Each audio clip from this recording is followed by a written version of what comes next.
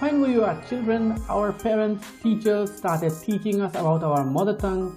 The first thing we learned was the basics of our alphabet, that is ABCD.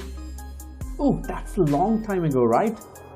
When we start our own customization journey, our main goal was to guide you through the basics of Android home screen customization. Over the years, we have met a few of the awesomely talented persons who know how to customize their things. We have even met many who wants to customize their home screen, but it's hard for them to buy every other KWGT or icon packs on Google Play Store. So we thought of going back to basics and guiding them or you with what we have learned over the years of home screen customization.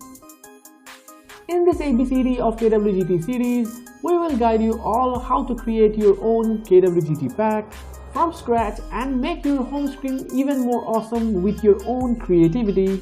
So from now on, every Sunday you will get a new video on how to create a custom widget pack, where we will guide you through the basics to the advanced level of customization of a KWGT pack. So what are you waiting for? Check out the video description and enroll yourself to our brand new course ABCD of KWGT. See you soon.